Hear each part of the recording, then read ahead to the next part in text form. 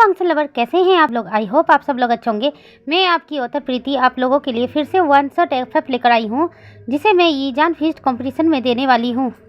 और Izan feast competition का topic है इग्मा अल्फा। एफएफ शुरू करने से पहले जो मेरे चैनल पर नए आ रहे हैं, प्लीज मेरे चैनल को सब्सक्राइब कर दीजिएगा और हाँ, बेल आइकन का बटन दबाना मत भूलिएगा। चलिए शुरू करते हैं। Not my type but mind for ever. Story की शुरुआत में हम एक ओल्ड पर्सन को देखते हैं जो इस वक्त विंडो के पास खड़ा था। उसके हाथ में एक तस्वीर थी। वो पर्सन उस तस्वीर को बार बार देख रहा था और विंडो से बाहर देख रहा था। इस वक्त अंधेरा था, तभी उस कमरे की लाइट अचानक से जलती है। एक पर्सन रूम के अंदर आता है और उस ओल्ड पर्सन की तरफ देखता है और कहता है, अंकल इस बार का प्रोजेक्ट भी हमें मिला है। जैसे ही वो ओल्ड पर्सन ये सुनता है तो उसके चेहरे पर एक बड़ी सी स्माइल आ जाती है और वो पीछे मुड़कर देखता है और कहता है, क्या तुम सच कह रहे हो सिचन। सिचन हाँ में सर हिलाते हैं और कहते हैं, हाँ अंकल इस बार का भी प्रोजेक्ट हमें मिला है, क्योंकि इस प्रोजेक्ट को डील वांगजी कर रहा था और वांगजी आपको तो पता ही है ना, वांगजी किसी भी हाल में उस प्रोजेक्ट को अपना बनाकर ही छोड़ता है जिस प्रोजेक्ट में वांगजी हाथ देता है। लैन कुरेन जब ये सुनते हैं तो मुस्कुरा देते हैं और कहते हैं, हाँ मुझे पता है, मेरा भतीजा बहुत अच्छा है। मेरा नेफ्यू जिस भी काम में हाथ देता है उसे हासिल करके ही छोड़ता है। मैं चाहता हूँ कि कंपनी को कोई भी प्रोजेक्ट ना मिले, भी कंपनी बिल्कुल बर्बाद हो जाए। लैन सिचन कहते हैं, अंकल आप जैसा चाहते हैं वैसा ही होगा। लैन कुरेन जब ये सुनते हैं तो मुस्कुरा देते हैं और कहते हैं, इस वक्त वांगजी कहाँ हैं। लैन सिचन अंकल कुरेन की तरफ देखते हैं और कहते हैं कि अंकल आपको तो पता है ना इस वक्त वांगजी कहाँ होता है। लैन कुरेन अपना हेड सेट करते हैं और कहते हैं, इस लड़के को जितना भी समझा लो, ये लड़का मेरी बात क्यों नहीं सुनता है। लैन सिचन अंकल कुरेन की तरफ देखते हैं और कहते हैं, अंकल वांगजी तो आपकी हर बात मानता है ना, सिर्फ इस बात को छोड़कर। लैन कुरेन कहते हैं, हाँ मुझे पता है, लेकिन मैं नहीं चाहता कि वो हर बार रेस के लिए जाए। उसे कितनी बार कहा है कि इस तरह से रेसिंग करना अच्छी बात नहीं है, कहीं उसे कुछ हो गया तो। लैन सिचन मुस्कुरा देते हैं और कहते हैं, अंकल आज से पहले भी तो वांगजी इतनी बार गया है ना रेसिंग के लिए, आज तक उसे कुछ हुआ है जो अब होगा, आपको पता है ना वो क्या है। लैन कुरेन जब ये सुनते हैं तो मुस्कुरा देते हैं और कहते हैं, हाँ मुझे पता है, मैंने कभी ये नहीं सोचा था कि हमारा वांगजी ऐसा निकलेगा। लैन सिचन कुछ कहने ही वाले थे, तभी एक सर्वेंट वहाँ पर आता है और कहता है, सर डिनर रेडी है। लैन सिचन और लैन कुरेन हाँ में सर हिलाते हैं और लैन कुरेन कहते हैं, तुम चलो हम आ रहे हैं। उसके बाद दोनों ही नीचे चले जाते हैं और डिनर टेबल के पास आकर अपना अपना डिनर करने लगते हैं। लैन कुरेन लैन सिचन की तरफ देखते हैं लेकिन कुछ नहीं कहते और अपने डिनर पर फोकस करते हैं। अपना डिनर खत्म करने के बाद लैन कुरेन सीधे अपने रूम में आते हैं और सीधे एक कबर्ड की तरफ जाते हैं और उसमें से एक तस्वीर बाहर निकालते हैं और उस तस्वीर को तरफ देखने लगते हैं और कहते हैं, कांगसे सरन तुमने मेरे साथ अच्छा नहीं किया, तुमने मुझे छोड़कर उस बी चांगसे से शादी कर ली। एक्चुअली में लैन कुरेन और कांगसे सरन एक दूसरे को पसंद करते थे, लेकिन जब कांगसे सरन की लाइफ में वी चांगसे आए तो कांगसा सरन ने वी चांगसे को चुना था, क्योंकि वी चांगसे उनका मेट था, इसलिए कांगसा सरन ने वी चांगसे से शादी कर ली। जिस लैन कुरेन कांगसा सरन के इस धोखे को बर्दाश्त नहीं कर पाए और उन्होंने कभी ज़िंदगी में किसी और को अपनी लाइफ में आने नहीं दिया। अपने भैया भाभी के एक्सीडेंट के बाद उनके दोनों बेटे लैन सिचन और लैन वांगजी को उन्होंने अपने बेटे की तरह पाला, लेकिन उन्होंने उनके अंदर दुश्मनी के बीज भी बोए। वी चांगसे से हमेशा लैन कुरेन दुश्मनी मोल रखते थे। लैन कुरेन वी चांगसे को पूरी तरह से बर्बाद कर देना चाहते थे, लेकिन कांगसा सरन जब पहली बार प्रेग्नेंट हुई और उन्होंने अपने बेटे वींग को बर्थ दिया, उसी वक्त कांगसा सरन की डेथ हो गई। कांगसा सरन की डेथ के बाद भी लैन कुरेन ने वी चांगसे से अपनी दुश्मनी जारी रखी और आए दिन बिजनेस में उन दोनों का टकराव होता रहता था। कभी वी चांगसे नंबर 1 पे होते थे, कभी लैन कुरेन नंबर 1 पे होते थे। लैन कुरेन कांगसा सरन की तस्वीर को वापस कबर्ड में रखते हैं और अपने बेड पर आकर लेट जाते हैं। उधर हम वी मैंसन का सीन देखते हैं। वी चांगसे अभी गहरी सोच में थे, तभी जियांग फेमिया वी चांगसे के पास आते हैं और कहते हैं, चांगसे क्या सोच रहे हो। वी चांगसे जियांग फेमिया की तरफ देखते हैं और कहते हैं, फेमिया सब कुछ गलत हो रहा है। मैंने सोचा था कांगसा की मौत के बाद सब कुछ बदल जाएगा, लेकिन नहीं, लैन हमारे साथ अभी भी दुश्मनी मोल लेके रखे हैं। लैन हमेशा हमें मिलने वाले प्रोजेक्ट को छीन लेते हैं। जियांग फेमिया वी चांगसे की तरफ देखते हैं और कहते हैं कि हाँ मैं भी तो देख रहा हूँ, लेकिन एक बात बताओ, तुम्हारा बेटा विंग कब वापस लौटेगा विरोध से। वी चांगसे जियांग फेमिया की तरफ देखते हैं और कहते हैं, शायद एक हफ्ते बाद। जियांग फेमिया कहते हैं, मुझे विंग के बारे में तुमसे कुछ ज़रूरी बात करनी थी चांगसे। वी चांगसे जियांग फेमिया की तरफ देखते हैं और कहते हैं, कैसी बात। जिन फैमिली से विंग के लिए एक शादी का रिश्ता आया है, जिन गोंगसन चाहते हैं कि उनकी ओमेगा बेटी की शादी तुम्हारे अल्फा बेटे विंग के साथ हो जाए। वी चांगसे जियांग फेमिया की तरफ हैरानी से देखते हैं और कहते हैं, ये तुम कैसी बातें कर रहे हो, अभी विंग की शादी देने की लायक उम्र ही कहाँ है। जियांग फेमिया वी चांगसे की तरफ देखते हैं और कहते हैं, हाँ पता है, विंग अभी वापस लौट रहा है अपनी पढ़ाई कंप्लीट करके, उसके बाद तुम्हारा बिजनेस संभालेगा। उन लोगों को भी शादी की इतनी जल्दी नहीं है, वो लोग चाहते हैं कि अब पहले सगाई कर लें और उसके बाद जब विंग पूरी तरह से सेटल हो जाएगा तब शादी कर देंगे।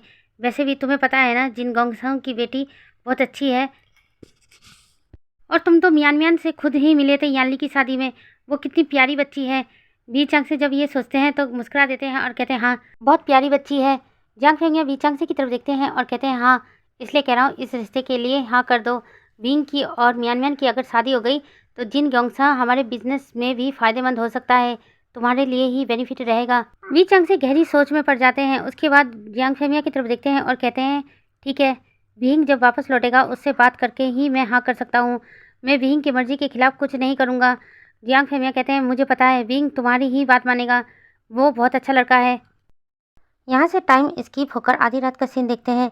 एक रेसिंग ट्रैक पर एक मोटरसाइकिल बहुत तेज़ी से आ जा रही थी। उसके सारे फ्रेंड्स उसे ही हैरानी से देख रहे थे। तभी उनमें से एक फ्रेंड सुयांग जल्दी से इशारे से रुकने को कहता है। तभी वह पर्सन रुक जाता है और अपने फेस से हेलमेट उतारता है और अपने फ्रेंड सुयांग की तरफ बढ़ने लगता है। सुयांग उसकी तरफ देखकर मुस्कुरा रहा था और कहता है वांग जी और कितना रेसिंग करोगे, आधी रात हो गई है, अब हम लोगों को घर जाना होगा।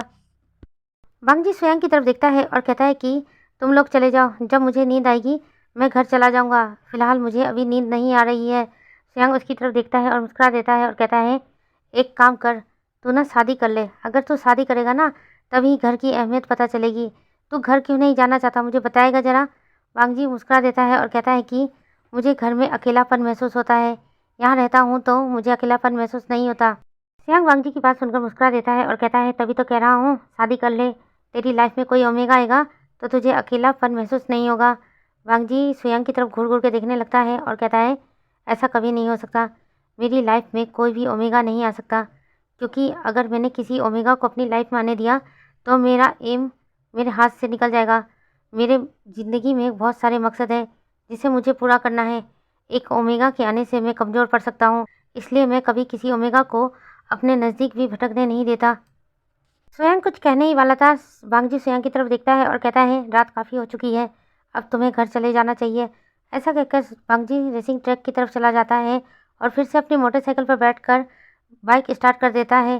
सुयांग अपना हेड चेक करता है और कहता है इसको समझाना नामुमकिन है। ऐसा कहकर सुयांग वहाँ से चला जाता है।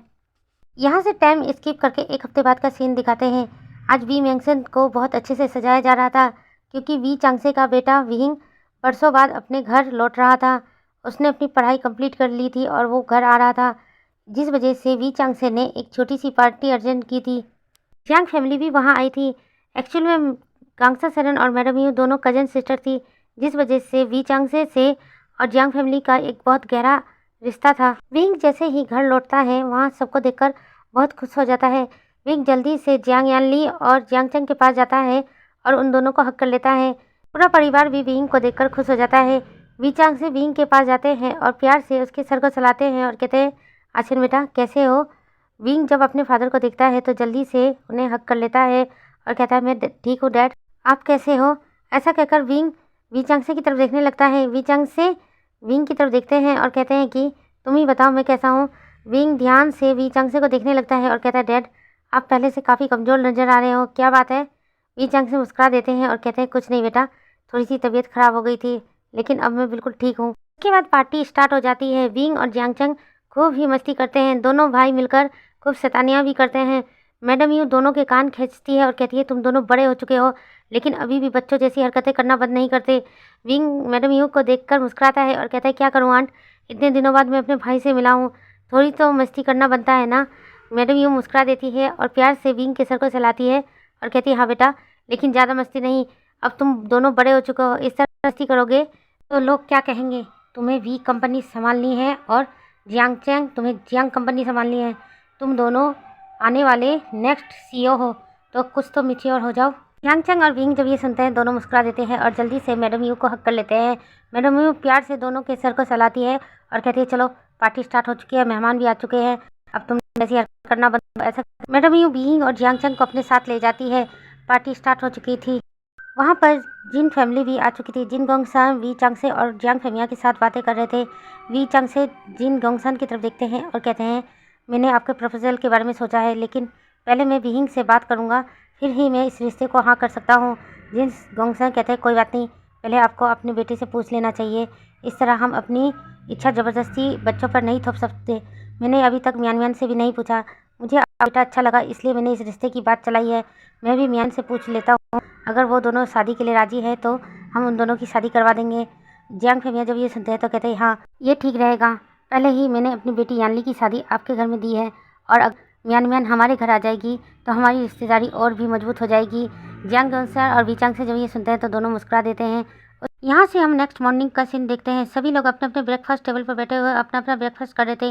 वीचांग से विंग की तरफ देखते हैं और कहते हैं विंग बेटा, मुझे तुमसे कुछ ज़रूरी बात करनी है। विंग हैरानी से अपने फादर की तरफ देखता है और कहता है कि हाँ फादर, हाँ डैड, आपको क्या बात करनी है।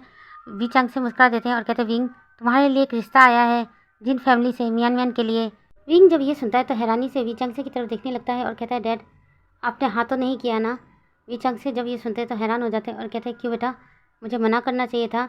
विंग कहता है ऐसी बात नहीं है, मैं अभी शादी नहीं करना चाहता। मैं अभी अभी एब्रॉड से लौटा हूँ, मैं कुछ करना चाहता हूँ, उसके बाद ही मैं शादी के बारे में सोचूंगा। वीचांग से जब ये सुनते हैं तो मुस्कुरा देते हैं और कहते हैं तुमने तो मुझे डरा ही दिया था, मैंने सोचा कि कहीं कोई ओमेगा तुम्हारी लाइफ में तो नहीं आ गया। विंग कहता है इसके लिए मेरे पास समय नहीं है डैड।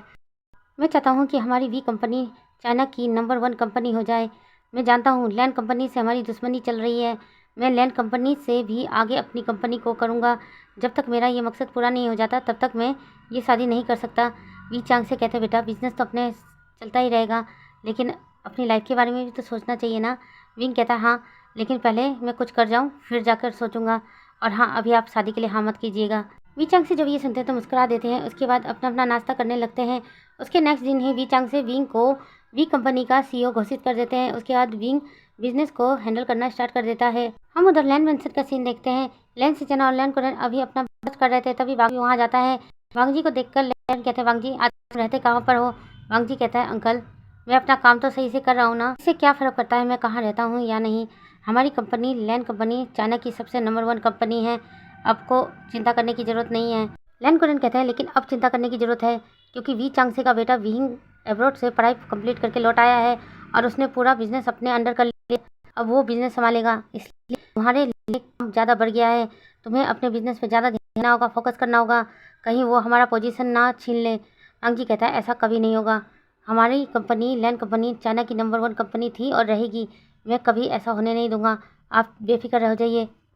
लैंड कुरन जब ये सुनते हैं तो कहते हैं बेफिक्र कैसे हो जाऊँ। तुम्हें पता है जिन फैमिली अपनी बेटी का रिश्ता वी फैमिली में करना चाहते हैं, अगर इन दोनों की फैमिली एक हो गई ना तो उन्हें बिजनेस में हराना मुश्किल हो जाएगा। वांग जी कहता है कुछ भी नहीं होगा, मैं सब हैंडल कर लूँगा, आप चिंता करना छोड़िए। ऐसा कहकर वांग जी वहाँ से जाने लगता है। तभी लैंड कुरन उसे रोक देते हैं और कहते हैं वांग जी, मैं भी चाहता हूँ अब तुम शादी कर लो। वांग जी हैरानी से लैंड कुरन की तरफ देखता है और कहता है अंकल, आप क्या कह रहे हैं, मैं शादी कर लूँ, आपको तो पहले गगा की शादी करवानी चाहिए ना। लैंड कुरन घूर घूर के वांग जी की तरफ देखते हैं और कहते हैं कि हाँ जानता हूँ सिचन तुमसे बड़ा है, लेकिन क्या करूं, तुम्हारे लिए एक रिश्ता है वैन फैमिली से। रोहन अपनी ओमेगा बेटी की शादी तुम्हारे साथ देना चाहता है। वांग जी जब ये सुनता है तो जोर जोर के हंसने लगता है और लैंड कुरन की तरफ देखता है और कहता है अंकल सीरियसली, क्या आप उस ओमेगा को जान से मारना चाहते हैं। आप जानते हैं ना मेरे बारे में, अगर कोई ओमेगा मेरे करीब आया तो मैं उसे जान से मार दूंगा, ये बात आप अच्छी तरह जानते हैं, फिर भी आप ऐसे बात कर रहे हैं। मेरी लाइफ में कोई भी ओमेगा नहीं आ सकती, कोई भी ओमेगा मुझे बर्दाश्त नहीं कर सकता, वो मर जाएगा, इसलिए इतना गलत फैसला मत लीजिए। वैन रोहन कर दीजिए कि इसलिए राजी नहीं। ऐसा कहकर भी वहाँ से जाने लगता है। लैंड कुरन लैंड सिचन की तरफ देखते हैं और कहते हैं सिचन, अपने भाई को समझाओ ना। लैंड सिचन लैंड कुरन की तरफ देखते हैं और कहते हैं अंकल मैं कुछ नहीं कर सकता, आप वांग जी को अच्छी तरह जानते हैं और आपको पता भी है अगर किसी ओमेगा की शादी वांग जी से की तो उस ओमेगा का क्या हाल होगा, इसलिए आप वैन रोहन को मना कर दीजिए। ऐसा कहकर लैंड सिचन भी वहाँ से चले जाते हैं।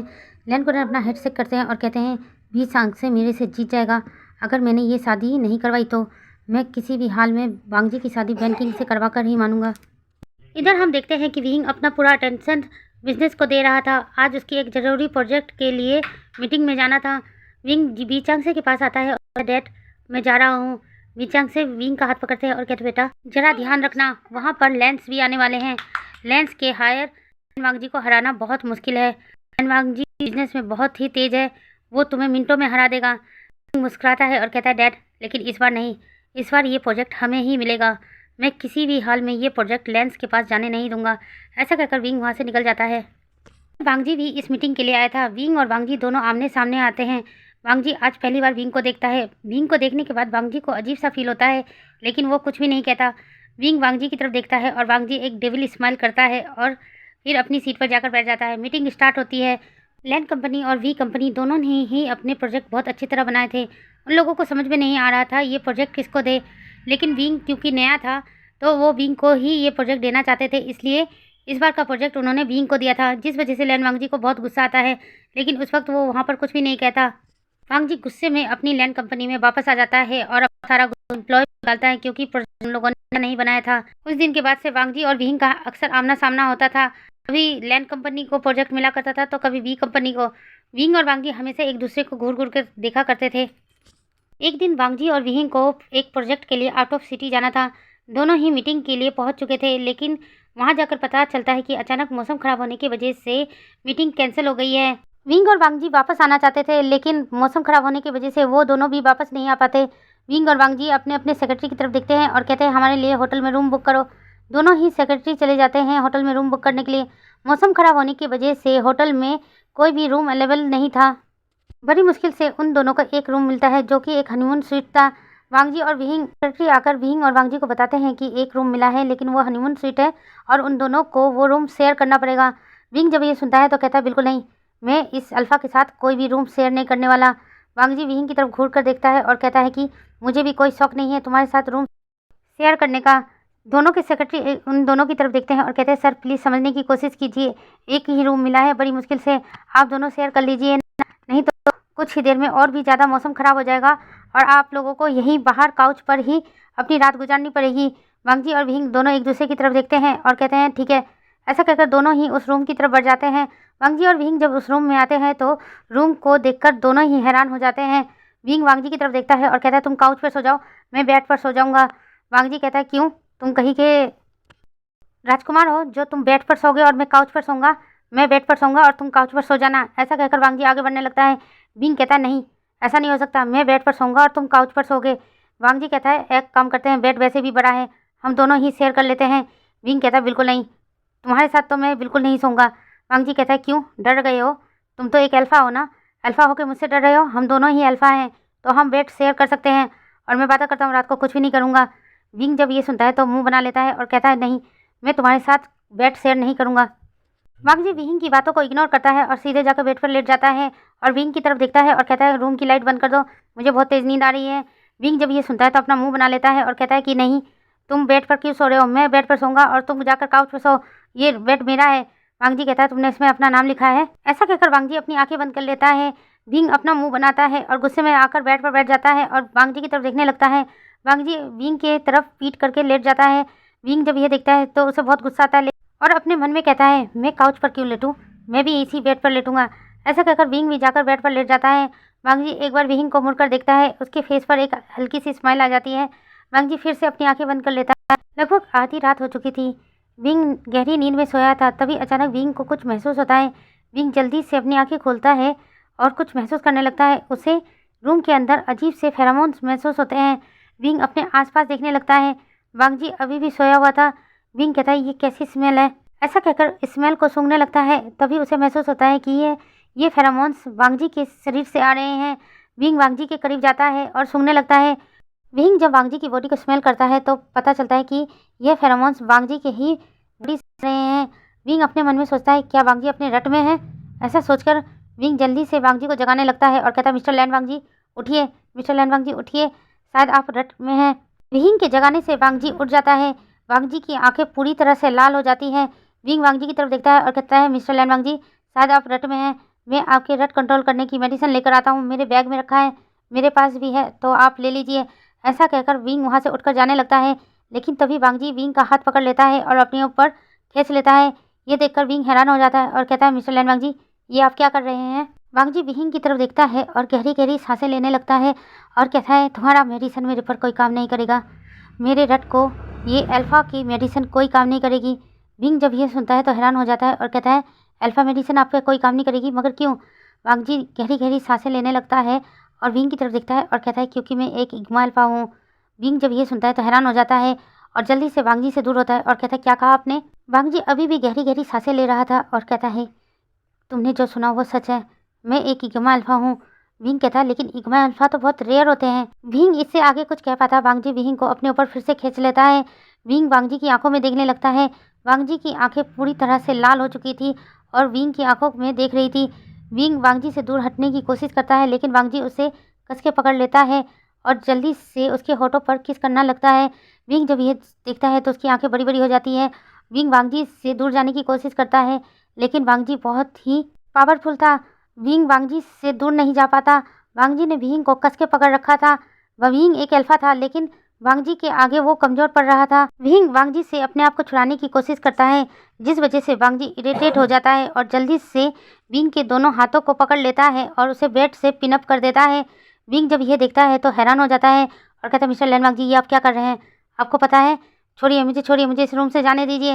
वांगजी विंग के ऊपर आकर बैठ जाता है और कहता है, बिल्कुल नहीं, मैं तुम्हें बिल्कुल भी कहीं जाने नहीं दूंगा। अभी फ़िलहाल मुझे तुम्हारी ज़रूरत है। ऐसा कहकर वांगजी फिर से विंग को किस करने लगता है। विंग अपने आप को इधर से उधर हिला रहा था। वांगजी गुस्से से विंग की तरफ देखता है और उसके गाल पर एक स्लैप मार देता है और कहता है, चुपचाप लेटे रहो, मैं जो कर रहा हूँ मुझे करने दो, इस तरह से परेशान मत करो, नुकसान तुम्हारा ही होगा।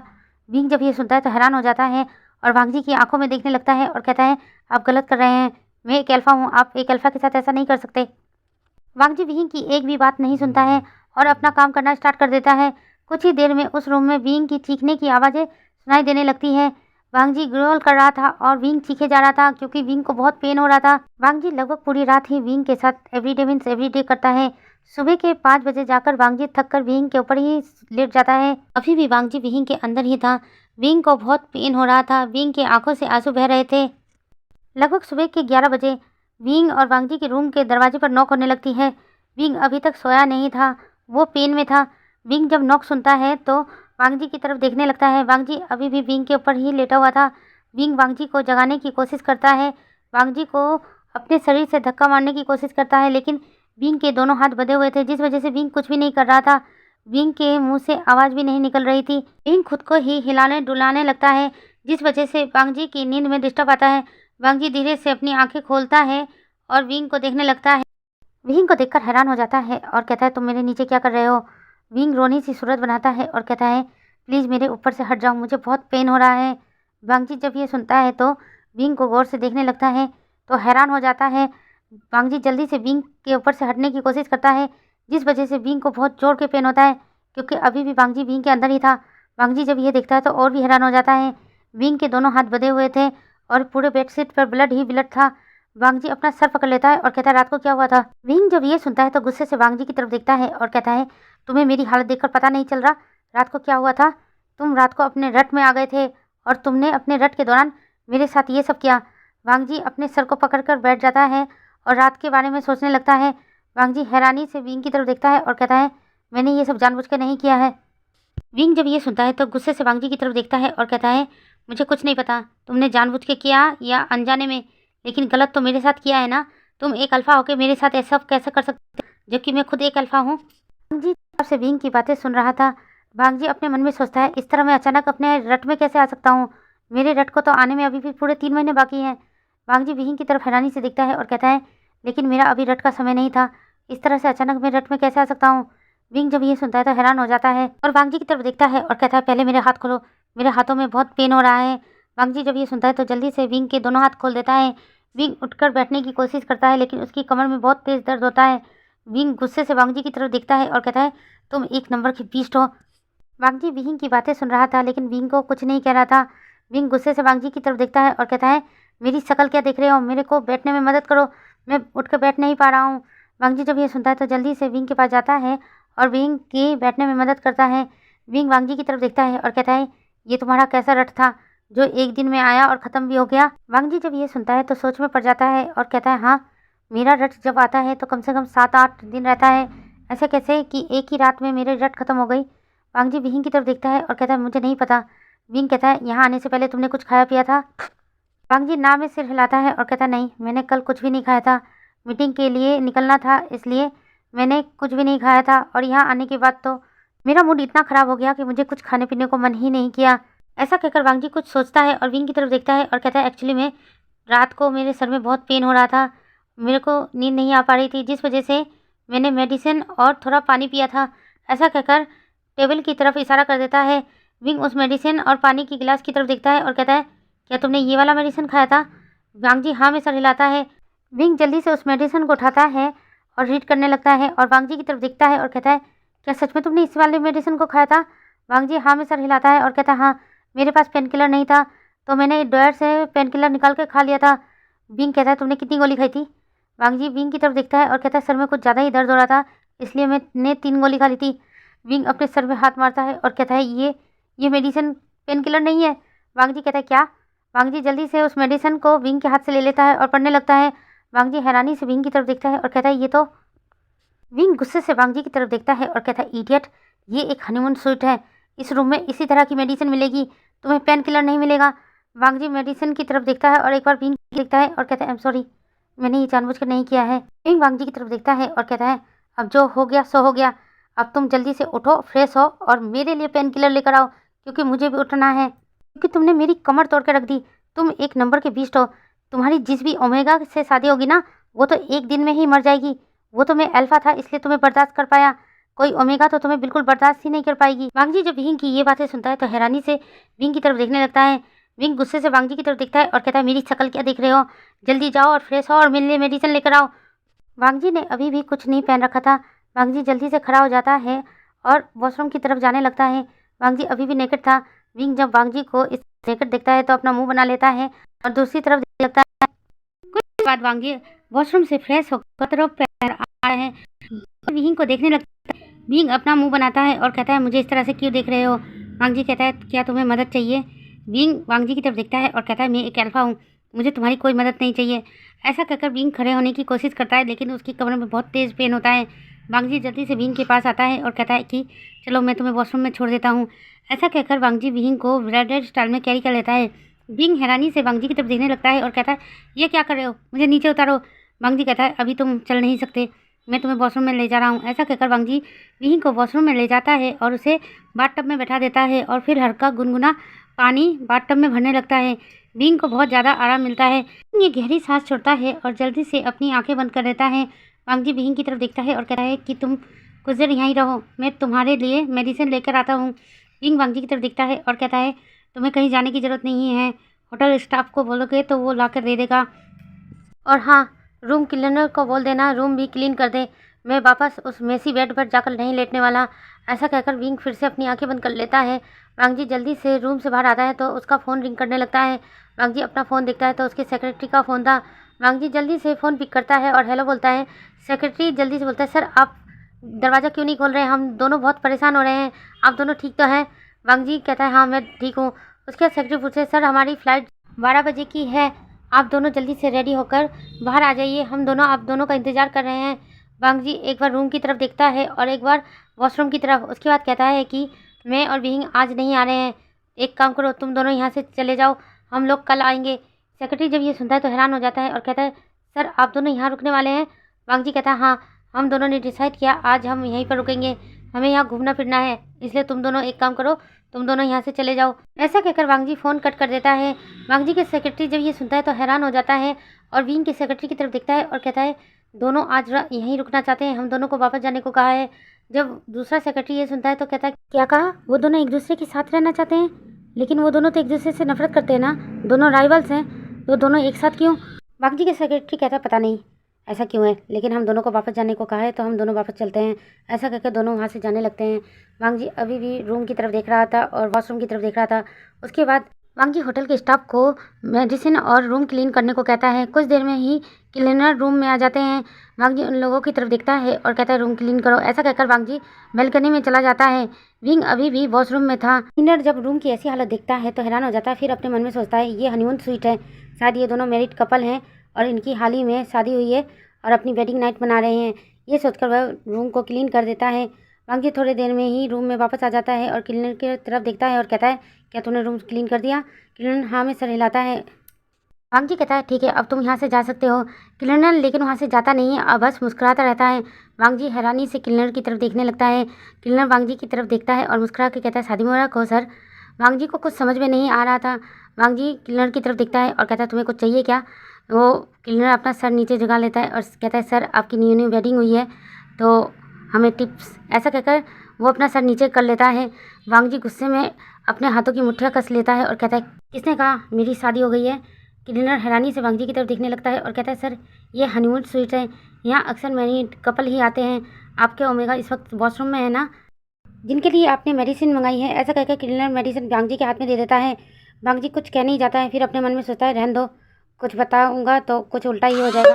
ऐसा सोचकर वांग जी जल्दी से अपने वॉलेट लेता है और उस क्लीनर के हाथ में कुछ पैसे रख देता है। क्लीनर जब उन पैसों को देखता है तो बहुत खुश होता है, क्योंकि वांग जी ने हद से ज़्यादा ही पैसे दे दिए थे। क्लीनर शुक्रिया करते हुए रूम से निकल जाता है। वांग जी अपना हेड शक करता है और कहता है पता नहीं आजकल के लोग भी कैसे हो गए हैं। ऐसा कहकर वांग जी वॉशरूम की तरफ जाता है और विंग को आवाज़ देने लगता है, लेकिन अंदर से कोई भी जवाब नहीं आता। वांग जी वॉशरूम के अंदर जाकर देखता है कि विंग सो चुका था। वांग जी जाकर विंग को जगाने लगता है। विंग अपनी आंखें खोलता है और वांग जी की तरफ देखता है और कहता है क्या है, वैसे भी तुमने मुझे रात को सोने नहीं दिया, अब तो सोने दो। वांग जी कहता है पानी ठंडा हो चुका है और अगर तुम ज़्यादा देर इस पानी में रहे तो तुम्हें ठंड लग जाएगी, तुम्हारी तबीयत खराब हो जाएगी। अब पानी से निकलो, मैंने तुम्हारे लिए मेडिसिन का इंतजाम कर दिया है। विंग जब ये सुनता है तो व्हाट्सएप से बाहर निकलने लगता है, लेकिन तभी विंग के पैर लड़खड़ा जाते हैं। वांग जी जल्दी से विंग को आकर पकड़ लेता है। विंग अभी भी नेकेड था। वांग जी के हाथ विंग के बम पर जाकर लगे थे। वांग जी विंग के बम को कस के पकड़ लेता है। विंग हैरानी से वांग जी की तरफ देखता है और कहता है यू परवर्ट अल्फा, हाथ हटाओ वहाँ से। वांग जी कहता है अगर मैंने हाथ हटा दिया ना तो तुम गिर जाओगे, अभी मैं तुम्हें बाहर लेकर जा रहा हूँ। विंग कहता है कोई ज़रूरत नहीं, मुझे बात रोक दो, मैं उसे पहनता हूँ। वांग जी कहता है रूम में बाहर जाकर कपड़े चेंज कर लेना। विंग गुस्से से वांग जी की तरफ देखने लगता है। वांग जी विंग को ब्रेसलेट ताल में कैरी कर लेता है और उसे बेड पर लाकर लेटा देता है। विंग कहता है मुझे लेटा क्यों रहे हो, मैं बैठना चाहता हूँ। वांग जी कहता है तुम्हारी कमर में दर्द है ना, अगर बैठोगे तो और ज़्यादा दर्द होगा। विंग कहता है इसकी कोई ज़रूरत नहीं, पहले मुझे कपड़े दो, मैं चेंज कर लेता हूँ। मैं इस तरह से नेकेड हूँ, मुझे अजीब सा फील हो रहा है तुम्हारे सामने। वांग जी कहता है क्यों, तुम भी अल्फ़ा हो और मैं भी अल्फ़ा। विंग कहता है हाँ, कल का कांड जब तुमने मेरे साथ किया तो तुम्हें पता था कि मैं एक अल्फ़ा हूँ, तुमने तो वो सब मुझे ओमेगा समझ कर दिया ना। वांग जी अपनी नज़र नीचे कर लेता है और कहता है उसके लिए मैं तुमसे माफ़ी मांगता हूँ, मैंने वो सब जानबूझकर नहीं किया। विंग कहता है हाँ हाँ पता है, तुमने वो सब जानबूझकर नहीं किया, इसलिए तुम्हें माफ़ भी कर रहा हूँ। मैं इसे एक वन नाइट स्टैंड समझ कर भूल जाऊँगा और तुम भी भूल जाना। वांग जी विंग की तरफ देखता है और कहता है ठीक है। उसके बाद वांग जी विंग का पूरे दिन ख्याल रखता है, उसको मेडिसिन ला कर देता है, उसके खाने पीने की ज़रूरतों का ख्याल रखता है। नेक्स्ट मॉर्निंग विंग और वांग जी अपनी अपनी दुनिया में लौट जाते हैं। अब विंग और वांग जी का आमना सामना होता था तो दोनों नॉर्मल ही रिएक्ट किया करते थे।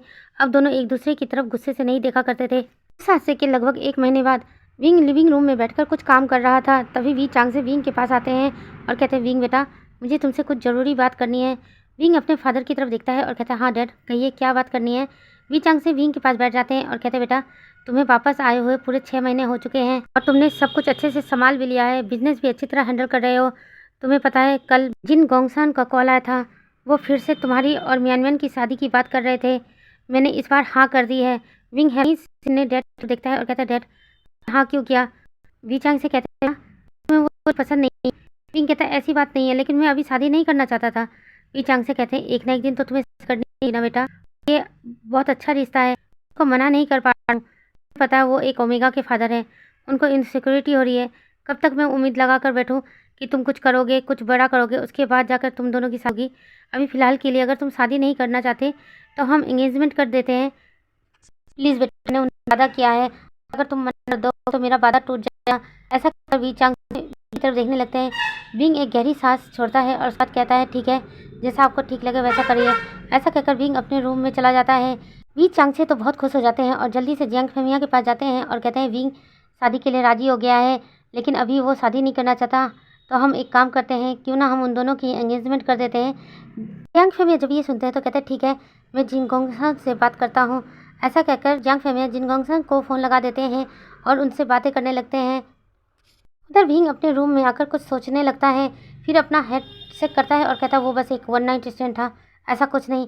ऐसा कहकर विंग बेड पर जाता है और अपनी आंखें बंद करके लेट जाता है। यहाँ से सीन शिफ्ट करके नेक्स्ट मॉर्निंग का सीन दिखाते हैं। विंग रेडी होकर अपने ऑफिस ले जा रहा था, तभी वी चांग से पास और कहते विंग बेटा तुम कहीं जा रहे हो। विंग कहता हाँ डैड मैं ऑफिस जा रहा हूँ। वी चांग से विंग की तरफ देखते हैं और कहते बेटा आज ऑफिस मत जाओ, मैंने जिन फैमिली को लंच के लिए इन्वाइट किया है, आज लंच टाइम में वो लोग हमारे घर आने वाले हैं और मियानमैन भी आने वाली है, तुमने तो अभी तक मियानमैन को देखा भी नहीं है, इसलिए आ जाओ। विंग जब ये सुनता है तो कहता डैड आप कुछ ज़्यादा जल्दी नहीं कर रहे हो, कल कोई मुझसे पूछा और आज ये सब। वी चांग से कहते हैं एक ना एक दिन तो तुम्हारी शादी करनी ही है ना, आज नहीं तो कल, बस वो लोग शादी की बात करने आए हैं। लेकिन डैड आज ऑफिस में एक ज़रूरी मीटिंग है, वीचांग से विंग की तरफ देखते हैं और कहते हैं मैंने तुम्हारी सेक्रेटरी को कॉल करके सारी मीटिंग कैंसिल कर दी है, इसलिए आज तुम घर पे ही रहोगे। विंग कुछ कहने ही वाला था लेकिन उसे तभी ना कुछ अजीब सा महसूस होता है। विंग भागकर अपने रूम में आ जाता है और वॉशरूम में जाकर वॉमिटिंग करना स्टार्ट कर देता है। विंग थोड़ी देर बाद वॉशरूम से बाहर निकलता है तो देखता है कि जियांगचंग वहाँ पर था। विंग जियांगचंग को देखकर हैरान हो जाता है और कहता है चैंग तुम यहाँ क्या कर रहे हो। जियांगचंग मुस्कुरा देता है और कहता है क्या मैं तुम्हारे रूम में नहीं आ सकता। विंग कहता है ऐसी बात नहीं है। जियांगचंग कहता है पता है यार आज मैं बहुत खुश हूँ। विंग अपना अजीब सा मुंह बनाता है और कहता है क्यों आज इतने खुश क्यों। जियांगचंग कहता है क्योंकि आज तुम्हारे रिश्ते की बात चलने वाली है। पहले तुम्हारी शादी होगी उसके बाद मेरी शादी होगी।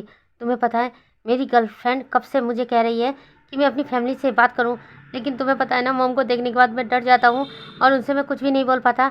एक बार तुम्हारी शादी हो गई तो मैं अपनी मॉम को बता या तुम मेरी मॉम को बता देना। विंग कहता है मैं ऐसा कुछ नहीं करने वाला, तुम इतने डरपोक क्यों हो। ऐसा कहकर विंग जाकर काउच पर बैठ जाता है। जियांगचंग जल्दी से विंग के पास आता है और कहता है तू मेरा भाई नहीं है, तू मेरे साथ ऐसा कैसे कर सकता है। तू तो शादी कर रहा है, क्या तू नहीं चाहता कि मेरी शादी हो। विंग जियांगचंग की तरफ देखता है और कहता है क्यों नहीं चाहता तुम्हारी शादी हो। मैं भी चाहता हूँ तुम्हारी शादी हो, लेकिन तुम अपने दिल की बात अपनी मॉम से खुद करोगे। विंग इससे आगे और कुछ कहने जा रहा था तभी उसे जियांगचंग की परफ्यूम महसूस होती है, जिसे सूंघने के बाद तो विंग को फिर से वॉमिटिंग होती है। जल्दी से जाकर वॉशरूम में वॉमिटिंग करना स्टार्ट कर देता है। जियांगचंग जल्दी से विंग के पास जाता है और उसके पीठ को थपथपाने लगता है। विंग जल्दी से जियांगचंग को दूर धक्का देता है और कहता है तुमने ये किस तरह की परफ्यूम यूज़ कर रखा है जिसे सूंघने के बाद मुझे वॉमिटिंग फील हो रही है। ऐसा कहकर विंग फिर से वॉमिट करने लगता है और कहता है कि मुझसे दूर रहना। जियांगचंग जब ये सुनता है तो हैरान हो जाता है और हैरानी से विंग की तरफ देखने लगता है और कहता है क्या कहा तुमने, मेरे परफ्यूम की खुशबू बेकार है। ये परफ्यूम तो तुम यूज़ करते हो विंग। विंग कहता है हाँ लेकिन अभी यूज़ नहीं कर रहा, कुछ दिनों से जब भी ये परफ्यूम स्मेल लेता हूँ तो मुझे वॉमिटिंग सी फील होती है।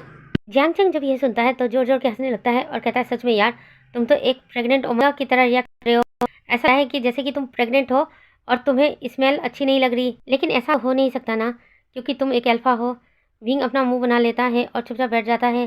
जियांगचंग दूर से ही विंग से बात करता है और कहता है ठीक है अब तुम रेडी हो जाना, कुछ देर बाद जिन फैमिली हमारे घर में आने वाली है। ऐसा जियांगचंग रूम से बाहर निकल जाता है। विंग भी चुपचाप वहाँ बैठा था और जियांगचंग की बातों को सोचने लगता है और कहता है क्या मैं प्रेग्नेंट। फिर विंग खुद ही मुस्कुरा देता है और कहता है मैं भी जियांगचंग की बातों में कैसे आ गया, मैं कैसे प्रेग्नेंट हो सकता हूँ, मैं तो एक अल्फा हूँ ना। ये विंग उठ जाता है और अपना लैपटॉप लेकर अपना ऑफिस वर्क करने लगता है। कुछ घंटों बाद वीचांग से विंग के रूम में आते हैं। विंग अपने डैड की तरफ देखता है और कहता है डैड कुछ ज़रूरी काम था। वीचांग से कहते हैं हाँ जिन फैमिली आ चुकी है, तुम कुछ देर बाद रेडी होकर नीचे आ जाना, मैं तुम्हें यहाँ बुलाने आया हूँ। विंग एक गहरी सांस छोड़ता है और कहता है ठीक है डैड आप जाइए मैं आता हूँ। ऐसा कहकर विंग अपना लैपटॉप बंद कर देता है। वीचांग से विंग के रूम से चले जाते हैं। उसके बाद विंग रेडी होने लगता है। कुछ देर बाद विंग भी नीचे आ जाता है तो वहाँ पर पूरी जिन फैमिली थी। विंग जाकर वीचांग से के पास बैठ जाता है। वीचांग से विंग की तरफ देखते हैं और मुस्कुराते हैं।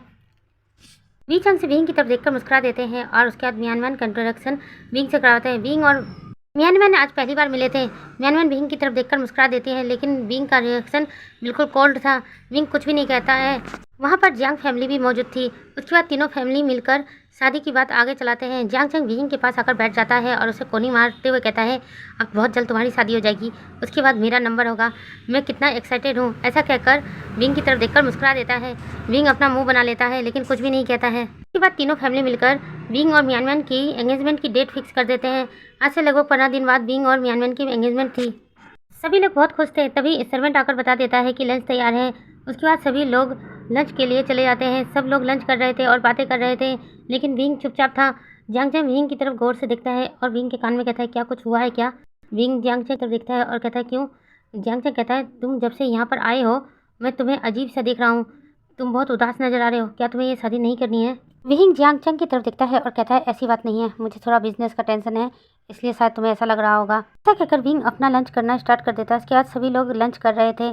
सबका लंच खत्म हो जाने के बाद जिन फैमिली यांग फैमिली और वी फैमिली को गुड बाय कहकर चली जाती है। म्यानमैन बार बार घूर घूर कर विंग को देख रही थी लेकिन विंग ने एक नज़र भी म्यानमैन की तरफ नहीं देखा था। आज वी चांग से बहुत ज़्यादा खुश थे क्योंकि आज उनके बेटे का रिश्ता तय हो गया और 15 बाद उनके बेटे की एंगेजमेंट है। वी चांग से यांग फैमिली तरफ देखते हैं और कहते हैं फेमिया मैं चाहता हूँ कि मेरे बेटे की सगाई बहुत धूमधाम से हो। जंग फैमिली भी मुस्कुरा कर वी चांग से की तरफ देखते हैं और कहते हैं हाँ मैं भी बहुत खुश हूँ, विंग हम सबका लाडला बेटा है, उसकी सगाई तो मैं बहुत धूमधाम से करूँगा। मैं इस शहर के सभी बड़े बिजनेसमैन को उसकी सगाई में इन्वाइट करूँगा। वी चांग से कहते हैं हाँ हाँ जल्दी काम पर लग जाना होगा क्योंकि सिर्फ 15 दिन है हमारे हाथ में। जियांग फेमिया मुस्कुरा देते हैं और कहते हैं तुम्हें टेंशन लेने की ज़रूरत नहीं है, मैं तुम्हारे साथ हूँ। क्या कैसे करना है मुझे बताओ, मैं सब कुछ कर दूंगा। उसके अगले दिन से ही विंग की एंगेजमेंट की तैयारी शुरू हो जाती है। विंग उन सबको इग्नोर करके सिर्फ अपने बिजनेस पर ध्यान देता है। एंगेजमेंट वाले दिन विंग अपने रूम में बैठा हुआ था और लैपटॉप पर कुछ काम कर रहा था। तभी जियांग चंग उसके रूम में आता है और कहता है यार तू अभी तक तैयार नहीं हुआ। विंग उसकी तरफ देखता है और फिर से अपना काम करने लगता है और कहता है 2 घंटे बाद हमें निकलना है, तैयार हो जाऊंगा। ऐसा कहकर विंग फिर से काम करने लगता है। जियांग चंग जल्दी से विंग के पास आता है और बैठ जाता है। विंग को जैसे ही जियांग चंग की फेरोमोन्स स्मेल होते हैं, विंग जल्दी से उठ जाता है और कहता है जियांग चंग मुझसे दूर बैठो, तुमसे कितनी बार कहा है ये परफ्यूम यूज़ मत किया करो। जियांग चंग हैरानी से विंग की तरफ देखता है और कहता है यार मैंने आज कोई परफ्यूम यूज़ नहीं किया है। विंग अपना मुंह बनाता है और कहता है फिर तुम्हारी बॉडी से ये अजीब सी स्मेल क्यों आ रही है। जियांग चंग अपनी बॉडी को सूंघने लगता है और कहता है कहाँ आ रही है, मैं तो बिल्कुल फ्रेश हूँ और अच्छी खुशबू आ रही है। विंग कहता नहीं मुझे स्मेल लग रही है और मुझे वॉमिटिंग सी फील होती है। ऐसा कहकर विंग जल्दी से अपने मुंह पर हाथ रखता है और भागते हुए वॉशरूम में जाकर वॉमिट करना स्टार्ट कर देता है। जियांग चंग कहता है तुम्हारी ये बीमारी अभी तक ठीक नहीं हुई, मुझे तो लगा था कि शायद तुमने उस दिन कुछ उल्टा सीधा खा लिया इसलिए तुम वॉमिट कर रहे हो, लेकिन देखो आज भी तुम वॉमिट कर रहे हो। विंग वॉशरूम में अपने हाथ मुंह को वॉश करता है और उसके बाद जियांग चंग की तरफ देखता है और कहता है तुम जाओ, मैं कुछ देर में रेडी होकर आ जाऊंगा। जियांग चंग कुछ भी नहीं कहता और उस रूम से बाहर निकल जाता है। कुछ देर में विंग भी रेडी होकर बाहर आ जाता है। उसके बाद सभी जिन मेंशन के लिए निकल जाते हैं क्योंकि एंगेजमेंट जिन मेंशन में होने वाली थी। सभी जिन मेंशन में पहुंचते हैं तो जिन गंगसन बहुत खुश हो जाते हैं और उन लोगों का बहुत अच्छे से स्वागत करते हैं। यानी जब विंग को देखती है तो बहुत खुश हो जाती है और जल्दी से विंग के पास आती है और कहती है आसियन आज मैं बहुत खुश हूँ क्योंकि तुम मेरी सिस्टर इन लॉ से शादी कर रहे हो। म्यानम्यान बहुत अच्छी लड़की है, तुम्हें बहुत खुश रखेगी। बस यानली की तरफ देखकर मुस्कुरा देता है। यानली विंग का हाथ पकड़ती है और कहती है चलो मेरे साथ, म्यानम्यान तुम्हारा इंतजार कर रही है। ऐसा कहकर यानली विंग को स्टेज पर ले जाते हैं। जियांग चंग भी विंग और यानली के पीछे पीछे जाने लगता है, लेकिन जैसे ही जियांग चंग स्टेज पर जाता है तो हैरान हो जाता है क्योंकि वहाँ पर वेनकिंग खड़ी थी। वेनकिंग और म्यानम्यान दोनों एक दूसरे से हंस हंस के बात कर रहे थे। जियांग चंग जल्दी से वेनकिंग के पास आता है और कहता है तुम यहाँ क्या कर रही हो। वेनकिंग जब जियांग चंग को देखती है तो अपना मुंह बना लेती है और कहती है म्यानम्यान मेरी फ्रेंड है, इसलिए मैं उसकी एंगेजमेंट में आई हूँ। जियांग चंग कहता है मुझे पहले बताना था ना। विंग घूर कर उन लोगों को देख रहा था और कहता है पैसा देते तो तुम क्या और अच्छे से रेडी होकर आते। जियांग चंग हाँ में सर हिलाता है। जियांग चंग की इस हरकत पर सभी हंसने लगते हैं। विंग से और जिन गोंगसा और जियांग फेमिया बात कर ही रहे तभी वहाँ पर लैन कुरैन, लैन सिचेन और वांगजी आ जाते हैं। वी चांग से उन लोगों को देखकर हैरान हो जाता है। उन लोगों को यहाँ देखकर वी चांग से गुस्से से अपने हाथों की मुठ्ठियाँ कस लेते हैं और कुछ कहने ही वाले थे तभी जियांग फेमिया वी चांग से के हाथ पकड़ लेते हैं और इशारे में कहते हैं कुछ भी मत करना। जिन गोंगसन की नज़र जब लैन कुरैन पर पड़ती है तो जल्दी से जिन गोंगसन लैन कुरैन के पास जाते हैं और कहते हैं हेलो मिस्टर लैन, मुझे लगा नहीं था कि आप मेरी लड़की के एंगेजमेंट में आएंगे। लैन कुरैन कहते हैं कि तुमने इतने प्यार से हमें इनवाइट किया था तो हम कैसे नहीं आ सकते। लैन कुरैन की बातें सुनकर जिन गोंगसन मुस्कुरा देते हैं। उसके बाद पार्टी स्टार्ट हो जाती है। जिन गोंगसन वी चांगसे के पास आते हैं और कहते हैं कुछ ही देर में एंगेजमेंट की रिचुअल स्टार्ट हो जाएगी। वी चांगसे सिर्फ अपना हाँ में सर हिला देते हैं। वी चांगसे को इस वक्त लैन कुरैन को देखकर बहुत गुस्सा आ रहा था, लेकिन अपने बेटे की एंगेजमेंट में कुछ करना नहीं चाहते थे, इसलिए वो खुद को शांत करने की कोशिश करते हैं। विंग अपने बिजनेस पार्टनरों के साथ बात कर रहा था, लेकिन तभी अचानक विंग की नज़र लैन वांगजी पर पड़ती है। विंग जब वांगजी को देखता है तो उसे कुछ अजीब सा महसूस होता है। विंग जल्दी से अपनी नज़रें दूसरी तरफ कर लेता है। वांगजी भी विंग को देखकर अपनी नज़रें दूसरी तरफ कर लेता है। विंग अपने पार्टनर से कुछ बातें कर ही रहा था कि तभी जियांग चंग विंग के पास आता है और कहता है विंग तुम्हें मॉम ने बुलाया स्टेज पर, एंगेजमेंट की रिचुअल स्टार्ट हो रही है, जल्दी से आओ, म्यानम्यान तुम्हारा वेट कर रही है। विंग में अपना सर हिलाता है और वहाँ से चला जाता है। वांगजी विंग को देख ही रहा था और गुस्से में अपने हाथों की मुठ्ठियाँ कस रहा था। विंग जब स्टेज पर जाता है तो एंगेजमेंट की रिचुअल स्टार्ट हो जाती है। विंग के हाथ में रिंग दी जाती है। विंग म्यानम्यान को देखता है। म्यानम्यान उसकी तरफ देखकर मुस्कुरा देती है। विंग एंगेजमेंट की रिंग को देख रहा था तभी विंग की नज़र वांगजी पर पड़ती है। वांगजी को देखकर विंग को अजीब सा महसूस होने लगता है और उसका सर घूमने लगता है। विंग को अचानक से सफोकेशन से फील होने लगती है और वो अचानक से बेहोश होकर वहीं पर गिर जाता है। विंग को इस तरह से अनकॉन्शियस देखकर सभी लोग चौंक जाते हैं। वी चांग से जल्दी से विंग के पास आते हैं और विंग को टच करके देखने लगते हैं और कहते हैं अचानक से ये बेहोश कैसे हो गया। वेनकिंग जो एक डॉक्टर थी, वेनकिंग जल्दी से विंग के पास आती है और उसको चेक करने लगती है। सभी लोग वेनकिंग की तरफ देख रहे थे। विंग का फेस बहुत ज़्यादा पेल नज़र आ रहा था। वी चांग से कहते हैं अचानक से इसकी तबीयत कैसे ख़राब हो सकती है। वेनकिंग जब विंग को चेक करती है तो हैरान हो जाती है और हैरानी से सबकी तरफ देखने लगती है। वी चांग से वेनकिंग की तरफ देखते हैं और कहते क्या हुआ है मेरे बेटे को। वेनकिंग घबरा रही थी। वेनकिंग कहती ऐसा नहीं हो सकता। वी चांग से कहते क्या हुआ है मेरे बेटे को, ऐसा कैसे क्या नहीं हो सकता। तब तक लैन कुरैन, लैन सिचेन और वांगजी भी वहाँ आ जाते हैं। वांगजी विहिंग को इस तरह से देखकर उसे बहुत अजीब सा महसूस होता है और अपने हाथों की मुट्ठियाँ कसता है, लेकिन कुछ नहीं कहता। वैनकिंग घबराते हुए देखती है और कहती है, विंग अल्फा है ना? वी चांग से कहते हैं, हाँ मेरा बेटा अल्फा है। वैनकिंग फिर से कहती है, लेकिन मुझे विंग के सिस्टम तो ऐसा लग रहा है कि वो प्रेग्नेंट है। वैनकिंग ये सब घबराते हुए कहती है। वी चांग से कहते हैं, ये कैसा मजाक है? मेरा बेटा एक अल्फा है, वो प्रेग्नेंट कैसे हो सकता है? वैनकिंग कहती है, नहीं मैं 100% श्योर हूँ, विंग प्रेग्नेंट है। वी चांग से जब ये सुनते हैं तो कहते हैं, ऐसा नहीं हो सकता। वैनकिंग कहती है, ऐसा हो सकता है, मैंने बुक्स में पढ़ा है, एक अल्फा तभी प्रेग्नेंट हो सकता है जब कोई इग्मा अल्फा के साथ फिजिकल रिलेशन बनाए। क्या विंग की फिजिकल बनाया? चांग से कहता है, कैसी बात कर रहे हो वैनकिंग, ऐसा नहीं हो सकता। इग्मा अल्फा बहुत रेयर होते हैं, लाखों में एक इग्मा अल्फा निकलता है और ऐसा इग्मा अल्फा हमारी नज़रों में तो नहीं आया है। लैन सिचन और लैन कुरेन जब ये सुनते हैं तो हैरान हो जाते हैं। लैन कुरेन गुस्से से वांग जी की तरफ देखने लगते हैं और वांग जी के पास आकर कहते हैं, क्या ये सब तुमने किया है? वी चांग से जब ये सुनते हैं तो हैरान हो जाते हैं और कहते हैं, क्या बकवास कर रहे हो लैन कुरेन? लैन कुरेन कुछ कहने ही वाले थे, लेकिन तभी वांग जी कहता है, आई एम सॉरी, वो बस एक एक्सीडेंट था, एक वन नाइट स्टैंड। वी चांग से जब ये सुनते हैं तो जल्दी से वांग जी के पास आते हैं और वांग जी के फेस पर एक स्लैप मारते हैं और कहते हैं, तुमने मेरी बेटी के साथ क्या किया? तुमने अपनी दुश्मनी इतनी बढ़ाई कि तुमने मेरी बेटी की ज़िंदगी बर्बाद कर दी, तुमने उसे प्रेग्नेंट कर दिया। वांग जी अपनी नज़र नीचे कर लेता है और कहता है, मैंने ये सब जानबूझकर नहीं किया था, मैं अचानक से अपने रट में आ गया, जिस वजह से ये सब हो गया। आपको पता है ना, जब एक इग्मा अपने रट में आता है तो कितना एग्रेसिव हो जाता है। उस वक्त वो नहीं देखता कि उसके पास क्या है, वो अल्फ़ा है या ओमेगा या बीटा, बस उस वक्त उसको अपना डिज़ायर ख़त्म करना होता है। और मैं सच कह रहा हूँ, मैंने ये सब जानबूझकर नहीं किया है। अगर आपको यकीन ना हो तो अपने बेटे से भी पूछ सकते हैं। वी चांग से गुस्से में अपने हाथों की मुट्ठियाँ कस लेते हैं और कहते हैं, ठीक है, ये एक एक्सीडेंट था ना, तो ये बच्चा इस दुनिया में नहीं आएगा। वी चांग से जियांग चंग की तरफ देखते हैं और कहते हैं, जियांग चंग तुम भींग को उठाओ, उसे अभी हम इसी वक्त हॉस्पिटल लेकर जाएंगे और इस बच्चे को अबॉर्ट कर देंगे। वांग जी गुस्से से वी चांग से की तरफ देखता है और वी चांग से की गर्दन से पकड़कर उसे उठा देता है। वांग जी की आंखें इस वक्त लाल हो गई थी।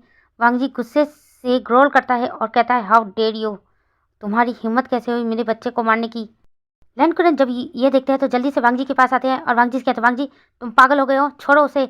वांग जी गुस्से में अपने अंकल की तरफ देखता है और उसके बाद वीचांगसे की तरफ देखता है और कहता है, मेरे जीते जी मेरे बच्चे को कोई भी नुकसान नहीं पहुंचा सकता। लैन कुरेन वांग जी से उसका हाथ वीचांगसे के गले से हटाने की कोशिश करते हैं, लेकिन वांग जी लैन कुरेन को भी धक्का दे देता है। लैन कुरेन गिरने वाले थे, लेकिन लैन सिचन लैन कुरेन को बचा लेते हैं। वांग जी वीचांगसे को भी धक्का देकर दूर फेंक देता है। जियांग चेंग जल्दी से वी चांग से के पास आता है और वी चांग से को पकड़ के उनको उठने में हेल्प करता है। वी चांग से जोर जोर से खांसने लगते हैं और गुस्से से वांग जी की तरफ देखने लगते हैं। वांग जी अपना डार्क फेरोमोन्स रिलीज करने लगता है, जिस वजह से वहाँ पर खड़े सभी लोग सफोकेशन फील करने लगते हैं। सभी लोग अपनी अपनी गर्दन पकड़ लेते हैं क्योंकि उन लोगों को सांस लेने में तकलीफ हो रही थी। लैन सिचन जल्दी से वांग जी के पास आते हैं और कहते हैं, वांग जी अपने डार्क फेरोमोन्स को कम करो, सब लोगों को सांस लेने में तकलीफ हो रही है। वांग जी लैन सिचन की तरफ भी गुस्से से देखता है और कहता है कि मेरे रास्ते से हट जाइए। ऐसा कहकर वांग जी लैन सिचन को भी धक्का दे देता है और विंग के पास पहुंच जाता है। विंग को वांग जी ब्राइडल स्टाइल में कैरी करता है और वहां से ले जाने लगता है। तभी वैनकिंग वांग जी के पास आती है और कहती, वांग जी अपने फेरोमोन्स कम करो, नहीं तो विंग को तकलीफ होगी और विंग को तकलीफ हुई तो होने वाले बच्चे को भी तकलीफ होगी। वांग जी जब ये सुनता है तो अपने डार्क फेरोमोन्स वो कम कर देता है और कहता है, मैं इसको और अपने बच्चे को साथ लेकर जा रहा हूँ, अगर किसी की हिम्मत है तो मुझसे लड़के दिखाए। ऐसा कहकर वांग जी ग्रोल करता है। वांग जी के डार्क ऑरे से तो वहाँ पर खड़े सभी लोग डर जाते हैं क्योंकि वांग जी इस वक्त बहुत ज़्यादा डेंजरस लग रहा था और उसका कोड लुक तो सबको डरा रहा था। उसके बाद वांग जी विंग को वहाँ से ले जाता है। सभी लोग एक दूसरे की तरफ हैरानी से देख रहे थे। बी चांग से को तो इस वक्त बहुत गुस्सा आ रहा था। बी चांग से जल्दी से लैन कुरेन के पास आते हैं और कहते हैं, तुम्हारे नेफ्यू ने ये सब जानबूझकर किया है ना, वो भी तुम्हारे कहने पे। तुमने ही अपने नेफ्यू को कहा था ना ऐसा कर ले, तुम्हारा नेफ्यू एक इग्मा अल्फा है, ये बात तुमने आज तक किसी को बताई क्यों नहीं, तुमने ये बात राज क्यों रखा? लैन कुरेन भी वी चांग से की तरफ गुस्से से देखते हैं और कहते हैं, मानता हूँ हम दोनों के बीच में दुश्मनी है, लेकिन मैं इतना भी गिरा हुआ नहीं हूँ कि मैं अपने नेफ्यू को ये सब हरकतें करने को कहूँ। उसने कहा ना वो एक एक्सीडेंट था, और तुम्हें भी अच्छी तरह पता है जब एक इग्मा अल्फा अपने रट में आता है तो वो किसी को नहीं देखता। बीचांग से अभी भी गुस्से से लैन कुरेन की तरफ देखते हैं और कहते हैं, मैं कुछ सोचना नहीं चाहता और मैं कुछ जानना नहीं चाहता, मुझे मेरा बेटा वापस चाहिए। अपने नेफ्यू को कहो कि मुझे मेरा बेटा वापस कर दे। तभी लैन सिचन वहाँ आते हैं और कहते हैं, आप दोनों शांत हो जाइए। वांग जी लगता है विंग को लैंड मेंशन में लेके गया है, हम वहाँ जाकर वांग जी से शांति से बात करते हैं। अगर वांग जी शांत हो गया तो वो शायद आपके बेटे को लौटा देगा, लेकिन उसके साथ शांति से बात करना। अगर उसे गुस्सा आया तो वो शायद कभी भी विंग को ना लौटाए। वी चांग से कुछ कहने ही वाले थे, लेकिन तभी जियांग फेमिया वी चांग से के पास आते हैं और कहते हैं शायद ठीक कह रहा है, हमें शांति से काम लेना होगा। अभी इस वक्त हमारा बेटा उसके पास है और तुम्हें भी पता है इग्मा अल्फा बहुत गुस्से वाला होता है, उसके साथ शांति से बात करनी पड़ेगी। वी चांग से जियांग फेमिया की तरफ देखते हैं और कहते हैं कि शायद तुम ठीक कह रहे हो। उसके बाद वी चांग से लैनकुरन की तरफ देखते हैं और कहते हैं मुझे अभी इसी वक्त मुझे मेरे बेटे के पास ले चलो। लैनकुरन कहते हैं ठीक है। उसके बाद लैंड सिंजन की तरफ इशारा करते हैं। उसके बाद सभी लैंड मेंशन निकल जाते हैं। कुछ ही देर बाद सभी लोग लैंड मेंशन में पहुंच जाते हैं। लैनकुरन अपने सर्वेंट को बुलाते हैं और कहते हैं क्या वांग जी घर पर आया है। सर्वेंट जब ये सुनते हैं तो हैरान हो जाते हैं और कहते हैं नहीं, यंग मास्टर तो घर नहीं आए हैं। लैनकुरन हैरान हो जाते हैं और लैंड सिंजन की तरफ देखने लगते हैं। लैंड सिंजन कहते हैं शांत हो जाइए अंकल, मैं अभी उसे कॉल करता हूँ। ऐसा कहकर लैंड सिंजन वांग जी को कॉल करने लगते हैं, लेकिन वांग जी अपना फ़ोन ही नहीं पिक करता। वी चांग से जब ये सब देख रहे थे तो उन्हें बहुत गुस्सा आ रहा था। जियांग चेंग जल्दी से लैंड सिचन के पास आता है और कहता है तुम्हारा भाई है कहाँ, वो मेरे भाई को लेकर कहाँ गया है। लैंड सिचन कहते हैं मुझे नहीं पता वांग जी इस वक्त कहाँ है, लेकिन मैं पता करता हूँ। ऐसा कहकर लैंड सिचन अपने किसी पर्सन को कॉल करते हैं और वांग जी का पता करने को कहते हैं। इधर हम एक बड़े से मेंशन में एक बड़े से बेडरूम में देखते हैं, जहाँ पर एक पर्सन बेड पर लेटा हुआ था और एक पर्सन उसी के पास बैठा हुआ था और उसका हाथ उस दूसरे पर्सन के स्टमक पर था और उसके फेस पर एक स्माइल थी। वांग जी विहिंग के स्टमक को देख रहा था और मुस्कुरा रहा था और कहता है किडो, मैं तुम्हें कुछ नहीं होने दूंगा, तुम्हारा डैडा है, तुम्हें कोई भी नुकसान नहीं पहुंचा सकता। जिसने भी तुम्हें नुकसान पहुंचाने की कोशिश की ना, मैं उसे जान से मार दूंगा। ऐसा कहकर वांग जी विहिंग के स्टमक पर किस कर लेता है। कुछ ही देर में विहिंग को होश आ जाता है। विंग अपनी आंखें खोलता है और इधर उधर देखने लगता है तो उसे एहसास होता है अभी वो किसी और के बेडरूम में है। विंग जल्दी से उठकर बैठ जाता है और अभी वांग जी भी वहाँ पर आ जाता है। वांग जी को देखकर विंग हैरान हो जाता है और कहता है तुम यहाँ क्या कर रहे हो। वांग जी कहता है ये मेरा बेडरूम है। विंग जब ये सुनता है तो हैरान हो जाता है और कहता है तो मैं तुम्हारे बेडरूम में क्या कर रहा हूँ। वांग जी कहता है कि मैं तुम्हें लेकर आया हूँ। विंग जब ये सुनता है तो चौंक जाता है और कहता है तुम मुझे यहाँ लेकर आए हो, मगर क्यों। वांग जी कहता है क्योंकि तुम बेहोश हो गए थे। विंग कहता है बेहोश हो गया था तो मुझे मेरी फैमिली अपने घर ले जाती, तुम अपने घर पर क्यों लेकर आए हो। वांग जी एक गहरी सांस छोड़ता है और विंग की तरफ देखता है और कहता है क्योंकि तुम मेरे बेबी से प्रेग्नेंट हो। विंग जब ये सुनता है तो उसकी आंखें बड़ी बड़ी जाती है और हैरानी से वांग जी देखने लगता है। कहता है तुम बकवास कर रहे हो ना, ऐसा नहीं हो सकता, मैं प्रेग्नेंट कैसे हो सकता हूँ, मैं तो एक अल्फा हूँ ना, और एक अल्फा कभी प्रेग्नेंट नहीं हो सकता। वांग जी जब विंग की ये बातें सुनता है तो विंग की तरफ देखकर एक डेविल स्माइल करता है और कहता है शायद तुम भूल रहे हो, मैं एक इग्मा अल्फा हूँ और एक इग्मा अल्फा को, बीटा को और ओमेगा को सबको प्रेग्नेंट कर सकते हैं, और तुमने अच्छी तरह पता है हम दोनों के बीच क्या हुआ था उस दिन। विंग जब याद करता है तो हैरानी से वांग जी की तरफ देखता है और कहता है ऐसा नहीं हो सकता, मैं प्रेग्नेंट नहीं हो सकता। वांग जी जल्दी से विंग के पास आता है और विंग के हाथ को उसके स्टमक पर ले जाता है और कहता है इसे महसूस करो, तुम प्रेग्नेंट हो कि नहीं तुम्हें खुद पता चल जाएगा। विंग का हाथ जब उसके स्टमक पर लगता है, विंग हल्के से अपने स्टमक को सहलाता है तो उसे कुछ अपने स्टमक में मूव होता महसूस होता है। विंग हैरानी से वांग जी की तरफ देखता है और कहता नहीं, ऐसा नहीं हो सकता, तुम मेरी लाइफ बर्बाद नहीं कर सकते, तुम इस तरह से नहीं कर सकते, तुम मुझे प्रेग्नेंट कैसे कर सकते हो। ऐसा कहकर विंग वांग जी का कॉलर पकड़ लेता है और कहता है तुमने ये सब जानबूझ कर किया था ना, तुमने अपनी दुश्मनी निभाने के लिए तुमने मेरे साथ ये सब किया।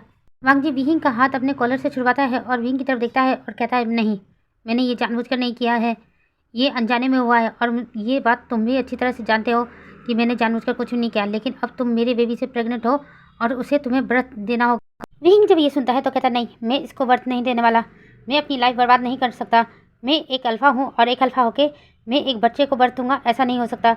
वांग जी जब विंग की ये बातें सुनता है तो गुस्से से उसकी तरफ देखने लगता है और झट से उसके नेक को कस के पकड़ लेता है और गुस्से से उसकी आंखों में देखने लगता है और अपनी भारी आवाज़ में कहता है क्या कहा तुमने, तुम मेरे बच्चे को बर्थ नहीं दोगे, उसे मार दोगे, मेरे जीते दी ऐसा नहीं हो सकता, तुम्हें यहाँ रहना होगा और मेरे बच्चे को बर्थ देना होगा, मैं अपने बच्चे को प्रोटेक्ट करूंगा अपनी आखिरी सांस तक। विंग जब ये सुनता है तो उसकी आंखों में आंसू आ जाते हैं, वो रोते हुए वांग जी की तरफ देखता है और कहता है मेरी गर्दन छोड़ो, मुझे दर्द हो रहा है। वांग जी जल्दी से विंग के गर्दन को छोड़ देता है और कहता है मेरी बात कान खोल कर सुन लो, तुम्हें इस बच्चे को बर्थ देना होगा, मैं अपने बच्चे को कुछ भी होने नहीं दूंगा, याद रखना तुम्हें यहाँ पर रहना होगा जब तक मेरा बच्चा इस दुनिया में नहीं आ जाता, चाहे हंस के चाहे रोकर। ऐसा कहकर वांग जी गुस्से में उस रूम से चला जाता है और दरवाजे पर लॉक लगा देता है।